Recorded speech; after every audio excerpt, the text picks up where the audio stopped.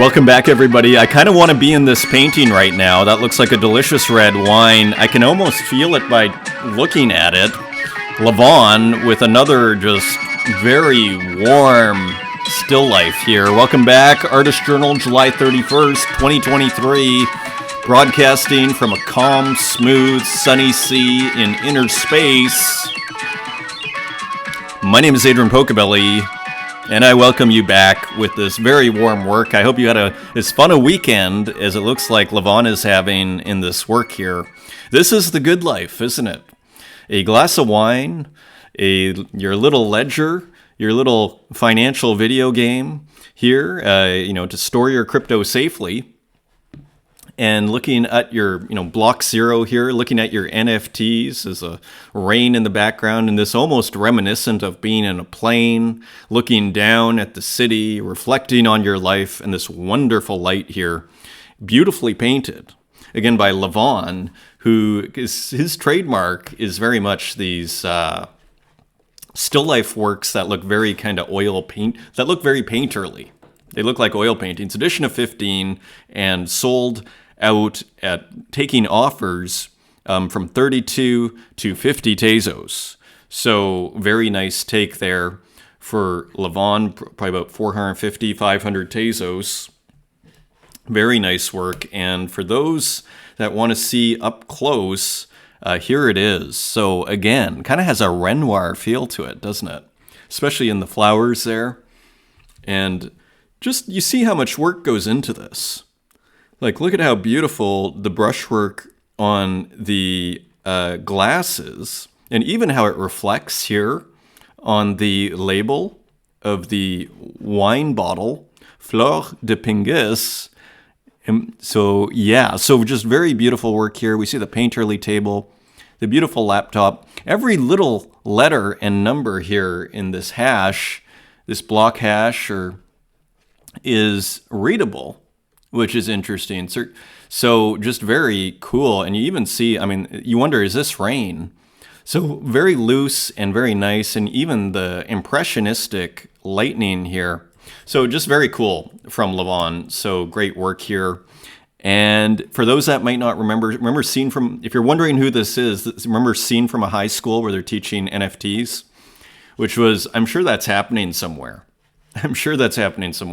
What's ironic about that is probably 99% of the people in this scene just kind of figured it out on their own. But this is going to happen sooner or later. So and we've looked at Lavon's work now for months, and just an awesome artist. And you see, it's kind of part of this series here, Still Life Unwind, there's the gun, the red wine, and the laptop, and looking off into a moody atmosphere. So just great work. There is NFT Biker. So cool work. Born 1995. So Lavon still in his 20s, I think. Yeah, still in his 20s. Nice work. Thank you for the comments. Thank you for the hair comments. I just tell the hairdresser, you do your thing, and she goes, and it's great, and thank you. Zach Lloyd, I seem to remember François Gamma had their original Tez wallet get hacked a while back. That is true. I think they switched from Versum to Object around March or so. Yeah, because we were commenting how François Gamma was super, almost everything was being released on Versum. And maybe after the hack, that's when we saw the 2009 series, and you can do that on Object. That's one of the great things about Object is you can make series, and I'm not sure if you can do that on Versum or even Taya. So again, thank you for the haircut comments, and thank you, Leprochant. We're going to look at Leprochant's work in progress here in a second. Mikkel Nolson, interesting comment here, was listening to the Art Angle podcast from ArtNet a couple of days ago. Was disappointed but not surprised on their coverage of the Pollock NFT series. So this was totally news to me. Maybe a lot of you have heard about this. I brought it up here. Setting out the conversation by muddying its success with suspicions of mass wash trading, and continuing on to say there wasn't much happening art-wise with NFTs. But I have to say, I almost want to listen to it so I can hear this, because for me, that makes me really happy and excited in a weird sort of way. In a sense, if ArtNet is talking about everything that we're going to look at today, it kind of makes this program almost pointless.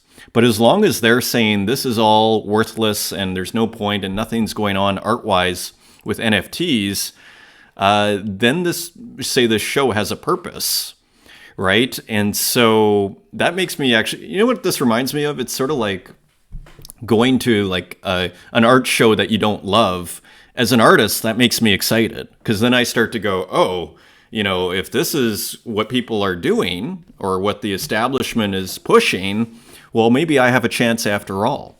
So I kind of get weirdly bullish when I see that happen.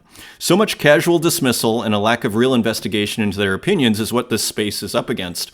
Yeah, and I think it really is about awareness. I don't think, we discussed this about like the blue chip galleries.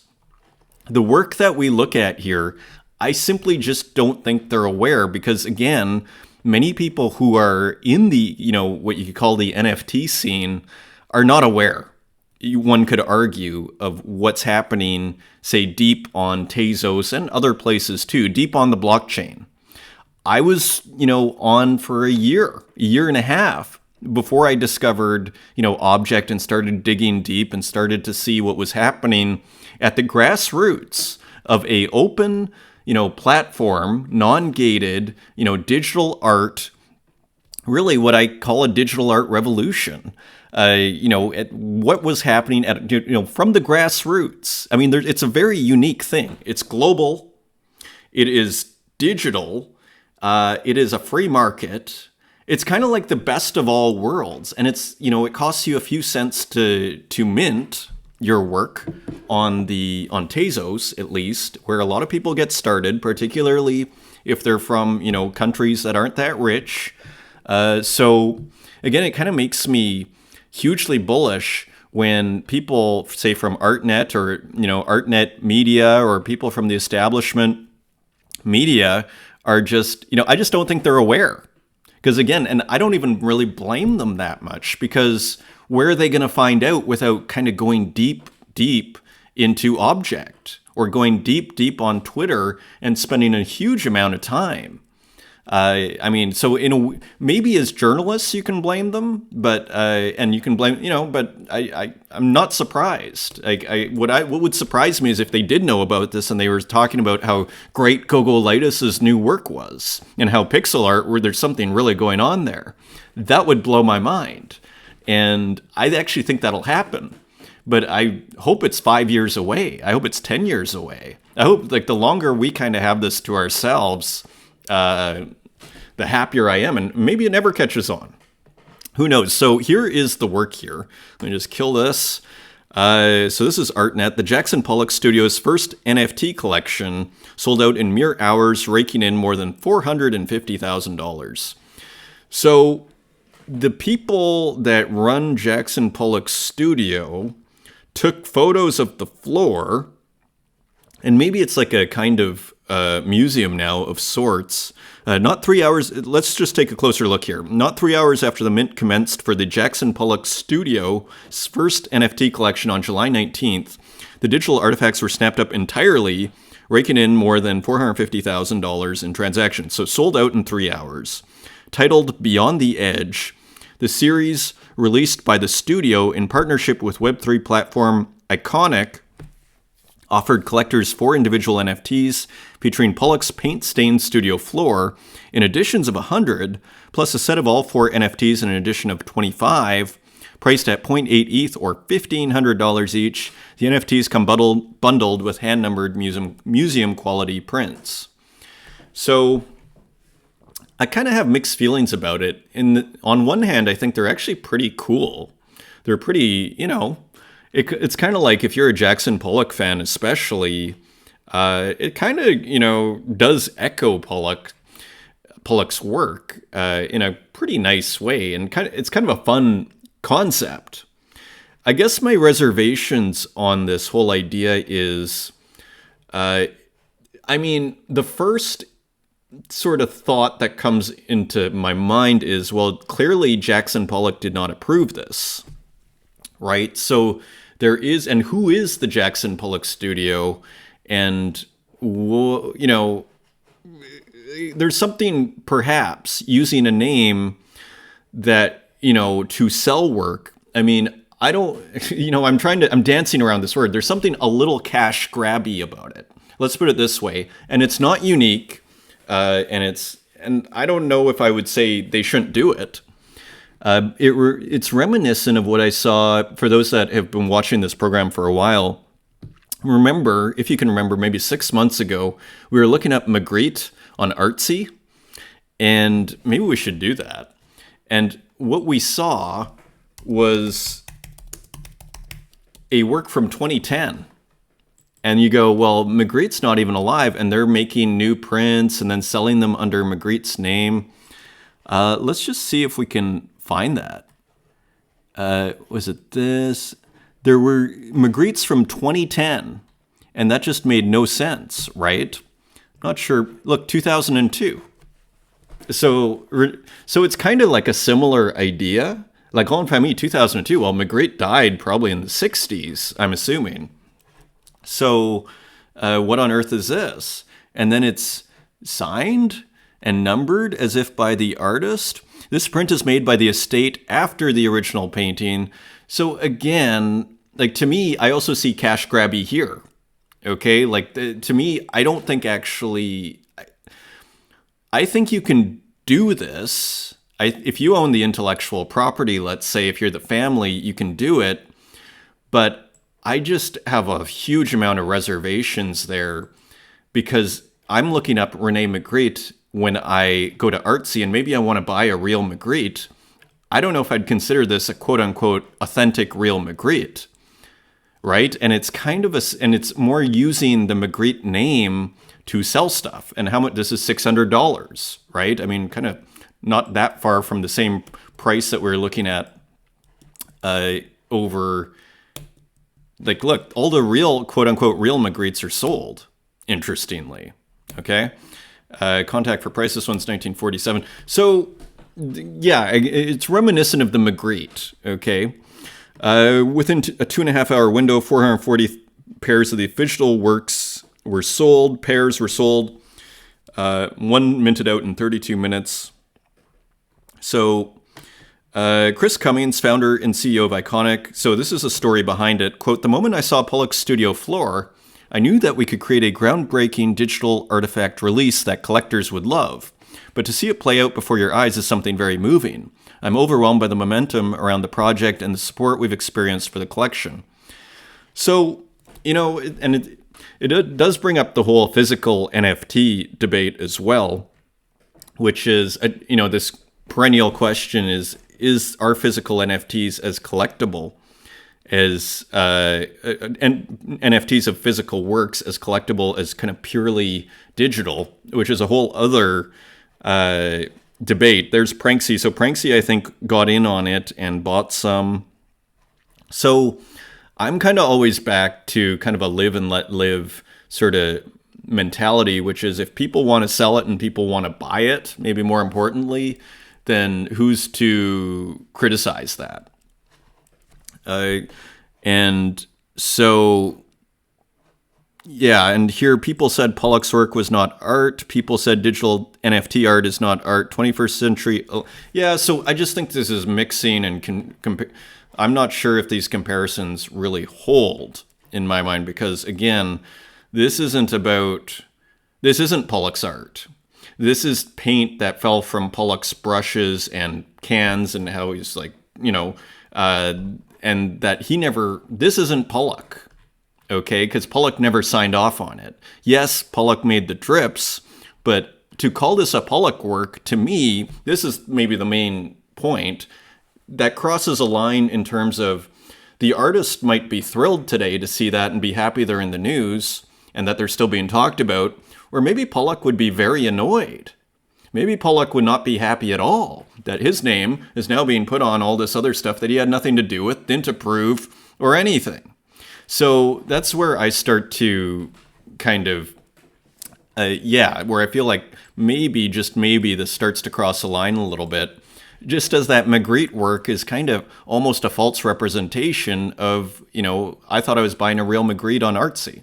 So the debate continues. Unknown collector. Art on Tezos historically, definitely, will be known as the coolest place for art on the blockchain in the future. As one of the coolest places. Yeah, absolutely. It already is, yes. And I agree with this word right here. I do think what's happening is historical. Again, a digital art, grassroots, non-gated, open platform, doesn't cost anything, no kind of financial constraints really to starting. There's a lot going, just that in itself is to me historical. And the fact that we actually have some great art on it is just kind of seals the deal. The amount of art that just doesn't give an F is insane. That's where a movement starts. That's where history starts. Art for the sake of art. And so I agree. I think this is historical. I think unquestionably, because how could you ignore this in the history of art? To me, I mean, at least in my own private mind, view, it's like, how on earth could you ignore so much interesting art? And again, it feels very much, if I had to characterize that art, it's very much the second generation of digital art, which is art that was by people who grew up with video games.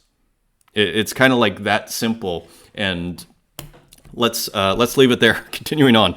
Charles AI. I will always deeply respect and admire artists who do this full time.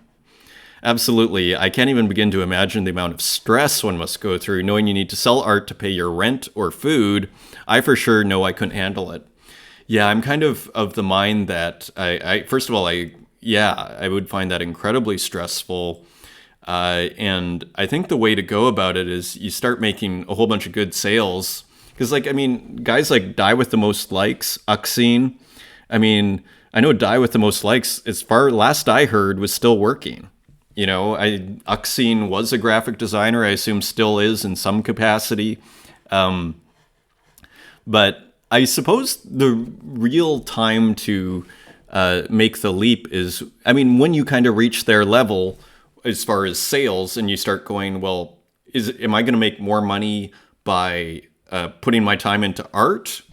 Or am I going to make more money by doing my job and doing this on the side? And when you start to say, I'm going to make more money with the art consistently, well, then you can probably start to think about it. You can do it before, too. A lot of people do, and some heroic stories have happened, but I very much sympathize to what Charles AI is saying. Zancan. So we saw the blue bird in a previous episode, so now we're seeing, I assume it's art matter. It's a pen plotter at work here. May or may not be art matter. And there's a few interesting things here. So this pen is hypnotic, first of all. And second of all, look, it's making like a watercolor here. You see, it's almost like the ink is being pooled. So that is kind of interesting in itself. And here, it's almost like a marker on the edges here, but it's being emulated by this pen. So we're very much traveling through the mediums here. And the pen plotter continues to just excite. If you didn't realize you need a pen plotter before, here's just more evidence that we should be, finding Art Matters Discord and joining as fast as possible. So just hypnotic here. Let me continue on because we have another one. Look at this. Excuse me. I've come up with the most ridiculously inefficient code for plotting a background. This job has been running for 10 hours and counting. And this brings up an interesting point, too, which is the importance of coding to making the art. And I've never been a huge, needing to code to make art and this sort of thing, just from a personal basis. But, to make, say, generative art, it's just never been my strong sort of interest, even though I like a lot of generative art. But put it this way, I wasn't going to learn how to code to make digital art, but I would learn how to code to make this.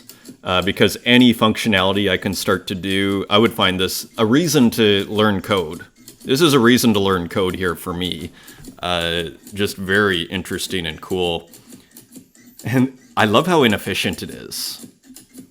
Again, what we're seeing is novel mark making here with these pen plotters. And that in itself is quite an accomplishment. So Zancan with a couple of really cool videos. Also in the studio, Demon Ego. Demon Ego showing really the dexterity and virtuosity as he draws a finger here just out of midair. Just kind of look at how simple he makes it look. So Demon Ego, there's that cutting board and making it look so easy and just going at it. So just very, very, very cool to see this. So manual pen plotting, one could say, and just very, very nice work there. So that is Demon Ego in the studio.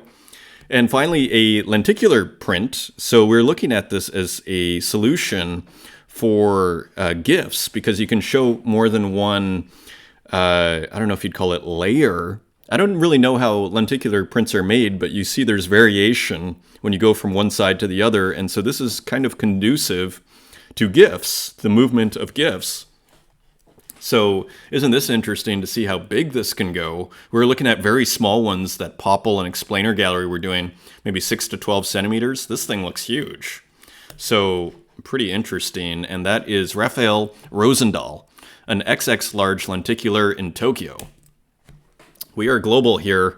And finally, Leprochant with another studio shot. So remember the PP Cop offline edition, this ambitious work here. And let's just see, there's a bit of another kind of very nice, like in the studio video here. A very nicely put together video. So you see the mask being put together, kind of haunting mask, very haunting mask. Even the eyebrows kind of beautifully kind of trimmed and everything. Pretty impressive. These videos are fantastic. Just an awesome PR, like just very cool. Also in the IRL Sabato Shrimp Rave, a very early drawing exercise looking lit in Montreal. It sure is. And so one assumes this is on a projector and that it's moving. So just very cool. I love this room as well, and just the one chair there.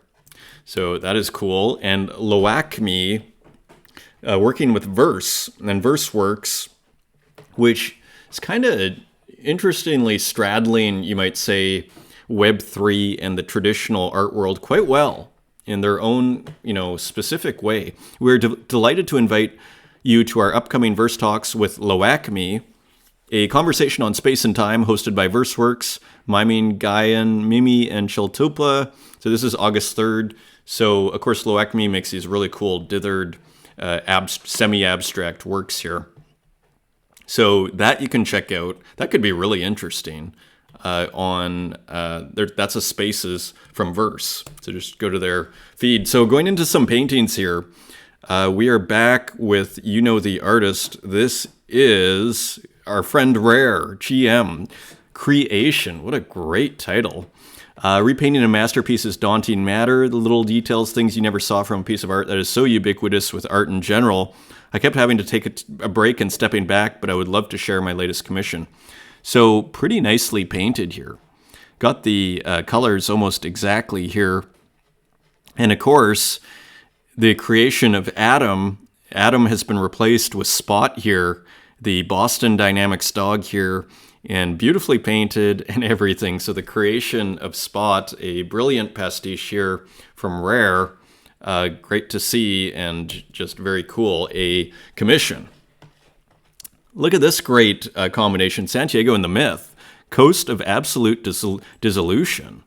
So I kind of love how this turned out, in the sense that Santiago's abstraction seems to be almost like a mental image of the Myth's mind. And how cool is that? And beautifully, kind of roughly painted by the Myth. And look at this, all of these clouds, these Myth clouds, these trademark Myth clouds kind of get disassembled here, dissembled, and just beautiful work here. And I brought it up close here. These are 50 Tezos, by the way, on secondary. Let's just see what happened. Only 20 Tezos on primary, sold out in about, it took maybe 2 or 3 hours there for them to sell out. Interesting. There were 20. So made a quick 400 Tezos, 200 Tezos each. And I brought it up close here for us to look at.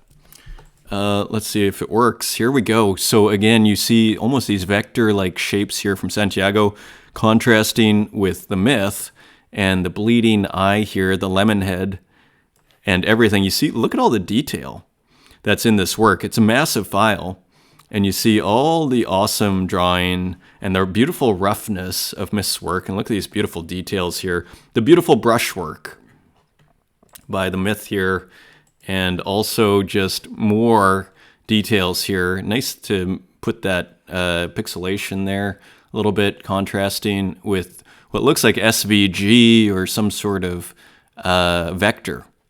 So just very cool here. Another massive file. Let's just look at the clouds. You see how it goes, it starts getting dissembled here. So cool work from Myth and Santiago. And continuing on, this was someone who I don't think I've ever seen before, Lisiodi. Lisiodi, just a cool painting here. Echo chambers, by now for 0.25, just listed, based on a tribute to Françoise de Goya by my grandfather. So this is based on a work by Lisiodi's grandfather that was paying homage to Goya. So I actually brought up that image here. So just an interesting artwork here. Interesting digital painting. Echo chambers now on foundation. You can see the original painting below. So this work here is by the grandfather, so which is a homage to Goya. I wonder if we see Goya's work here. No, we don't. That would be interesting, though, wouldn't it? So very cool, and quite an interpretation, like quite a distant interpretation, which is also cool. Uxine maybe commenting on the new Twitter here, X, with a visual commentary here, the business person and the alien. So incorporating a lot of things we're seeing in the news here, and the skeletal business person, and they're looking at X on a screen of sorts, on a tablet of sorts. So very cool here from Uxine. Not minted as far as I know. Bazaya with a work in progress, Pink is Bullish. So playing again with that kind of wallpapery design, and not the Paradise series, and just a very kind of detailed bull with a ton of kind of wrinkled skin here, and almost all in pink except for the gold hoofs, the mouth, the eyes, and these awesome horns. So great color as usual. Pink is Bullish, Bazaya, work in progress. Another animal, Dan Control, Sean. So a picture of a sheep and a pretty interesting solution. Of course, a sheep has pretty interesting texture. So Dan almost working with that challenge, and then just puts a circular gradient, I think quite successfully, thanks to this mask here, or this edge, which really worked out, and a great background, again, of a massive, what looks like one gradient in one pull here. So cool work here. 10 Tezos on primary, edition of 10, and 5 have sold. So nice take from Dan Control. Luciana Guerra or Guerrero, Guerra. This is a 4,500 by 6,000, a kind of paradise. Kind of a surprisingly symmetrical work. I mean, we saw Luciana's work before, and it was more chaotic. So this is quite interesting, kind of the change in the central composition here. So just interesting work, and this is on super rare. And I think Mikkel actually was posting this. It almost feels a little bit, especially here, like the Garden of Earthly Delights by Hieronymus Bosch. The whole thing, even here, it feels like a kind of tribute to me. Painting inspired in the perceptions I used to have between reality and imagination. It includes a beautiful giclée print. That is very cool. 60 by 80, that's not small. So cool work. A kind of paradise, maybe a reference there to Bosch. And sold for 0.45. So that is a pretty good price there too, half an ETH. Matthias Moreno was the top of the charts here, and you're going to recognize the illustrator. Yesterday, after the drop of The Grief, I was the top one creator on Object. You all put me in that place. I'm still moved. I can't get over it. Thanks for your love. I went from hell to heaven. Art rescued me once again. So here is the work, and it's a pretty beautiful, detailed work here. And it is now 84 Tezos on secondary. Let's just quickly look here. So accepted offers between 37 and 125. That is pretty good. 125. So that is a pretty nice take. Edition of 25. So again, pretty nice work here. And what I really liked about it was there's also a black and white version, which is interesting. Let's just bring that up. Now this, I wonder, look, inkwork version of the piece, The Grief. So I wonder if this is physical.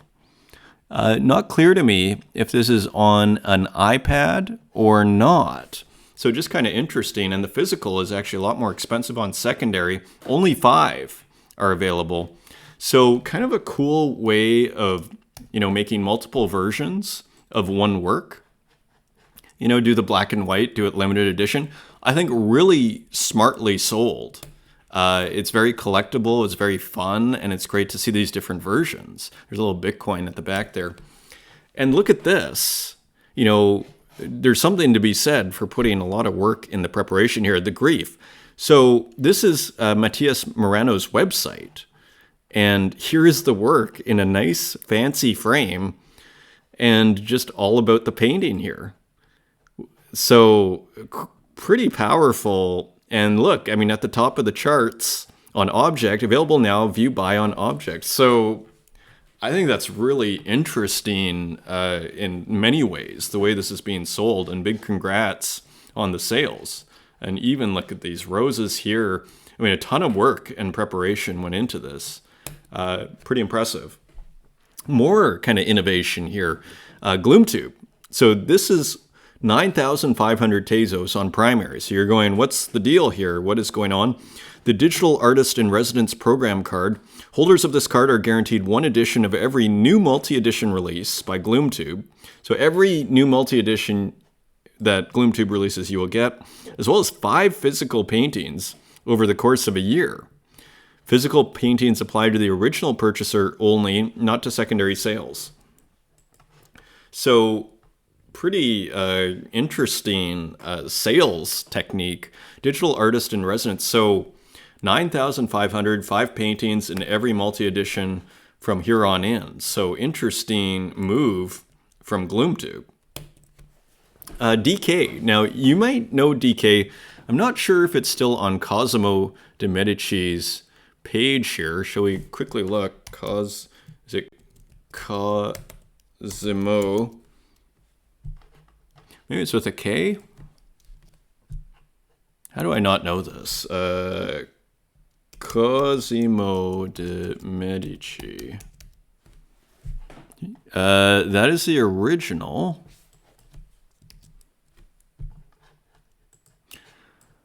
Cosimo? Because usually, Cosimo, let's go with that. Well, now I'm kind of sad. Let's just see if we can find. No, this is clearly not the right person. DK was pinned on Cosimo's page forever. And let me just try one more time here. Cosimo de Medici. Just put Rada. Because I know here we go. I was spelling it Cosimo de Medici.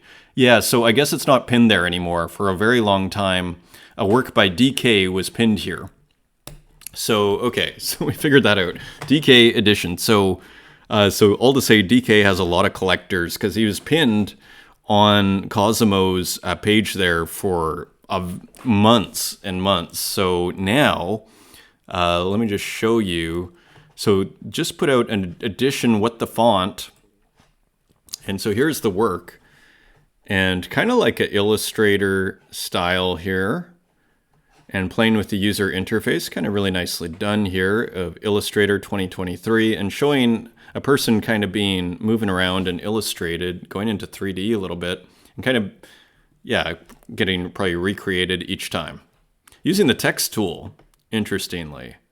So playing with identity here. The last one on Cosimo's page was had the kind of the life cycle, which is why I think Cosmo liked it. So these are not cheap. They sold out edition of 50, and now they're going for how much? Offers are coming in at different prices here. So the highest offer is 0.3, and that is not being, or 0.62. So yeah. So here we go. DK editions. So the cheapest one you can get is 1.69. And I think it was this that was just listed, if I'm not mistaken here. So here are a few others, and 3 ETH, 1.69. So just kind of interesting to see this here. I don't think we've looked at DK's work before, but I recognized it. Continuing on, Timothy Julien with an edition of 10, again, kind of playing with this, Roy Lichtenstein type style, playing with outlines and filling it in with just various patterning here. Nice addition here. This is kind of a new innovation here by Timothy Julien, this red that follows, that plays with the space here. So nice move there and keeping it interesting, only 50 Tezos cents. A few more user interfaces. We've seen Sergeant Slaughtermelon before with these, sometimes things just get old, with these kind of revised, edited user interfaces, kind of Windows 95 interfaces, and just kind of replacing, substituting, struggling, you're gone, you're busy, substituting the text and playing with these user interfaces to create commentary. All my choices are illusions, and here is another one. Choose as if you could, just embrace it, fate, chance. So kind of, again, playing with that big life theme. Freedom is mysterious. Choose new truth. Despair, chemistry. Is there room in your life for mystery if free will will require that?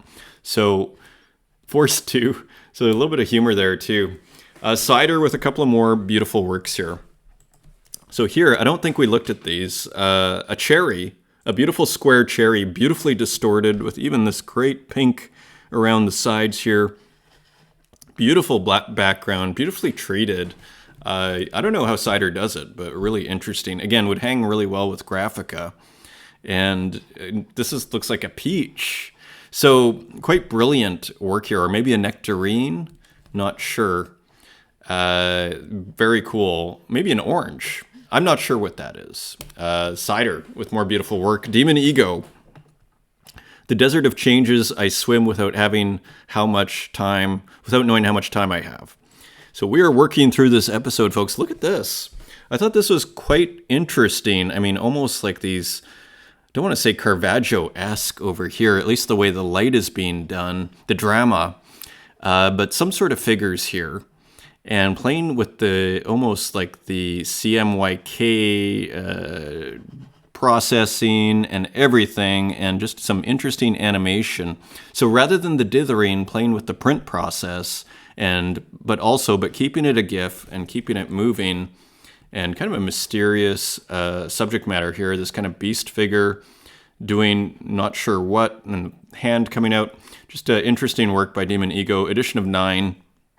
A surreal work, 11 Tezos. There is Mike Wilson, Indio Robot, with a couple. Or just one. It is Monday, my friends. Check this out. I have to say, this really caught my eye. This very kind of minimal work by Popple. And this just kind of ghostly figure appearing on your Twitter feed here. I thought beautifully done. Let's quickly see if we can get more of a close-up on this. Yeah, playing again with more of a print sort of look, which is quite interesting. Very nicely done there by Popple, some experimentation, haunting. And Tradscape sending out Traveler's Map of Moros, rough map of Moros. So great to see Tradscape back here and sending these out to previous collectors. And let's look at the map here. Kind of reminds me of the Ultima 4 map, slightly different, and just kind of like a 1980s RPG game. The Reach, Moros, the Western Sea of 3, And we have the little ship, the cool kind of screen processing, a really nice GIF here by Tradscape, who does the music to this show at the opening and at the closing. Super talented guy. Very cool pixel artwork. Speaking of which, Element Lee with another just super original work here, only a couple of colors. Looks like underground at a subway station. And just beautiful work. Edition of 20 for 6 Tezos. Living Goddess of Lightning. This is Stip and Pixel working with Explainer Gallery. And this is an edition of 11. And looks like not listed yet. And here's the work. Kind of an interesting experiment here. These kind of samurai figures with, again, maybe a Japanese gate at the bottom, or temple, and just passing through. So playing with the GIF medium in a really interesting way. Interesting color usage too. Really interesting work. It's almost like a sketchbook kind of feel to it, but a GIF. Rada, Nevermind. I thought this was great. So playing off of Nirvana's album and then putting it in a frame. And I don't know if that's like Rada's signature or what that is, but this is great. The color and the baby instantly recognizable. Nice piece. Manidal. A cloud with you on a day with a bright sky. I was walking outside when I noticed a cloud that resembled you. So just a beautiful work here with some kites that look like fish and just more beautiful pixel art from Manidal. And there is Gogolitis.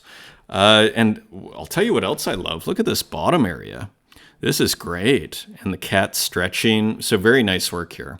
And here it is in the studio here. I assume this is Aseprite, but not sure, actually. Maybe this isn't Aseprite. This looks like a different software. And continuing, but this looks like Aseprite. This is Aseprite. So beautiful work here and nice details. Again, nice documenting of the process here. It really goes a long way to making the work interesting and having people take a second look.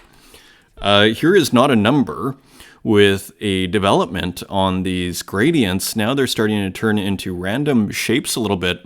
Again, the dithering is made with programming, if I'm not mistaken, and the colors are in GIMP. So this is a 1 of 1 for 10 Tezos by Not a Number. Kristen Roos is back. Fortis's 4. This was just minted, an edition of 100 for 5 Tezos, and often uses retro software tools to play with kind of abstraction, cycles through colors. And yeah, this is 960 by 540. Nice small work, and 61 left at 5 Tezos.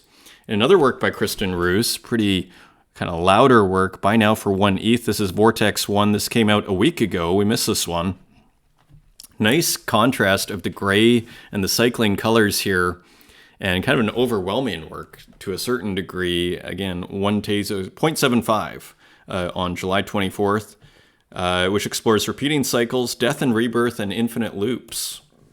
Here's a couple more, open edition finished. I thought this was great. Boing Ball, Commodore 64. So first he does this ball in a Commodore 64 computer, and then it is within an Amiga. This is used with Deluxe Paint 4, and this is Deluxe Paint 4 as well. So interesting concept. Also an open edition, now finished. Interesting work. Continuing on, this is Muji with Contemporary Desktop, which is a great idea. So this is also a computer. The computer is subject. The computer as subject. So interesting cycling through the colors here, and this keyboard of sorts has some icons over top. Interesting color choices too. 200 by 200 magnified by 4. Massive data flow cryptoglyph. This is an edition of 1. And by the way, Bijou, who buys all 1 of 1s, 177 Tezos. So nice sale there for Muji. Chaz with a new one. I believe this is, we didn't look at this, Dreamscape. And another retro computer. I don't think we looked at this, but it's possible we did.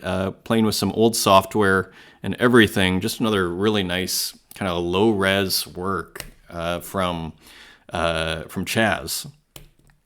Silva Santus with some more experimental ROM glyphs. Peregrinus. And here you can see, again, playing with this panning, this time from top to bottom. Another nature scene with the hawk here coming in. Edition of 33 for a Tezos 30. And Haiti Rocket FF And so this is based on a video game that I don't know. And kind of cool writing here, and just kind of looks like a demon or something. Not sure what it is. Very low edition of 6. And let's just see what happened. 3 sold for 13 Tezos, 2 to Winter Wallet. And that is all she wrote. So very cool. More Nintendo Glitch ROM, this time from Sabato, doing the Barbie World Revisited, Glitch Daydreams, cool title. And so maybe this is Barbie, or maybe Barbie's friend in a restaurant, and then dreaming of this scene here. So cool composition here, but using the video game as a source, almost appropriating this video game and kind of reimagining, using it as, reframing it within the context of a work of art, like a composition of a work of art. So that beautiful pink sports car. Maybe I will see that movie. I'm actually hearing good things. Mick Renders, Don't Pull the Cartridge, number 00. Little music.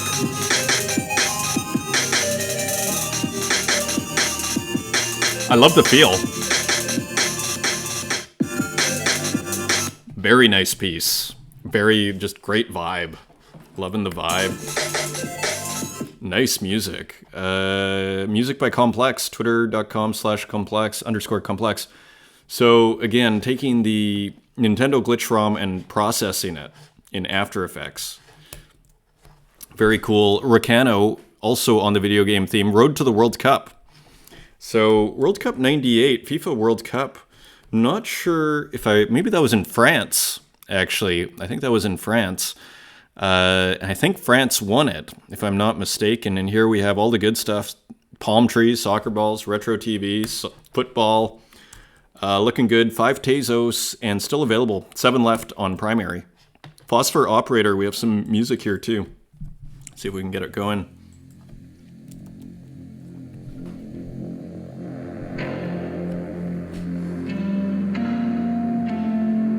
Nice music again, actually.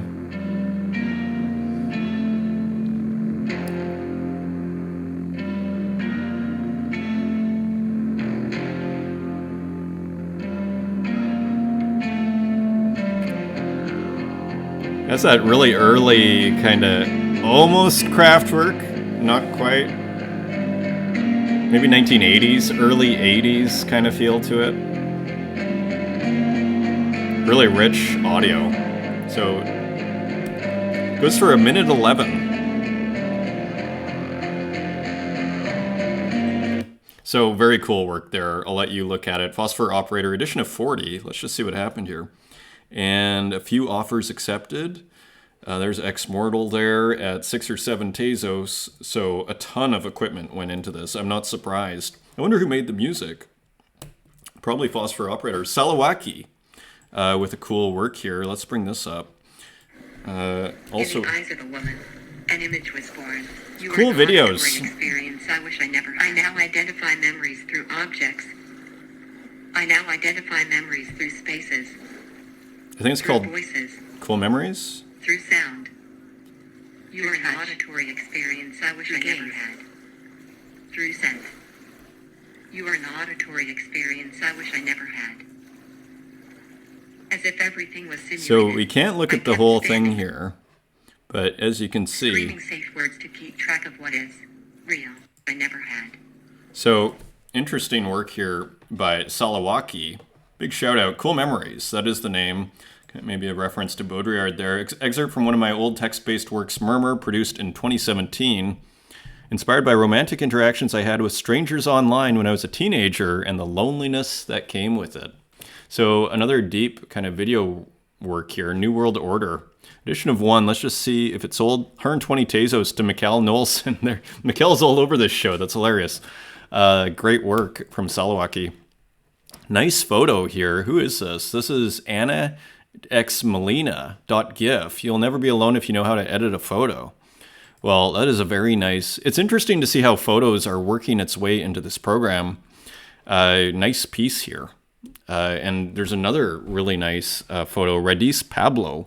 How are we doing? Got to speed up here. These great palm trees that I saw on Instagram. These are beautiful. Too bad these aren't NFTs as far as I understand. Just really nice palm tree work. Helio Santos, Seascape Data 2. So we're going into AI here.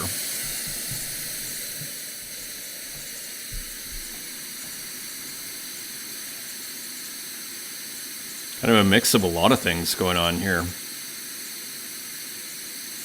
Not bad, though, all this video.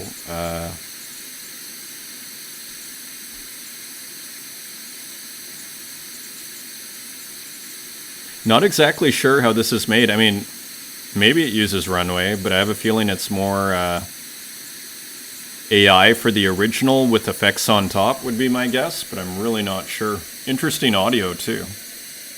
So that is your piece, Helio Santos. Synthetic landscape reconfigured through computer vision and generative algorithms, sound generated from white noise. AI landscape pixel. So just kind of wild work here. Already 66 Tezos on secondary and sold out at 25 Tezos each for the addition of 30. So the market loved that one. I lay with a new one, Ice Cream. So playing with what looks like an ice cream truck in AI and a lot of negative space here. And just kind of a cool work here. And this is, I think, an edition of 10. Almost looks like New York over there. Edition of 10 for 4 Tezos each. New York City Life AI ice cream truck. So cool work from iLay. And this was sent to me by Aw Heck. How's her worth? Live on Piccadilly Lights. So I think this is London. Frank Bowling's first digital artwork, Arrival, featuring a cascade of color. And looking pretty good. I mean, amazing on the screen here. This very warm, abstract composition, seemingly. Continuing on, another cool work here from this Rebecca Brodsky's at the Armory show with a Christian Hilligerdi gallery. Just another, cool work here. Also another cool work using some very interesting elements. I mean, this looks like a notepad from a hotel, Corinthia Hotel London, and then just kind of some random sketchbook stuff. Beautiful. This is for Virtuoso magazine, and I think it's Roderick Mills, a test piece trying out inks and varying pens on hotel stationery. Just really nice looking work there. And David R. Hales, someone who I've been following for years on Instagram, with a really nice kind of watercolor drawing. What do you want for a snack? Ink and watercolor. Really, really talented artist here. And that is your show, finally. Thank you for joining me, and until next time, take care.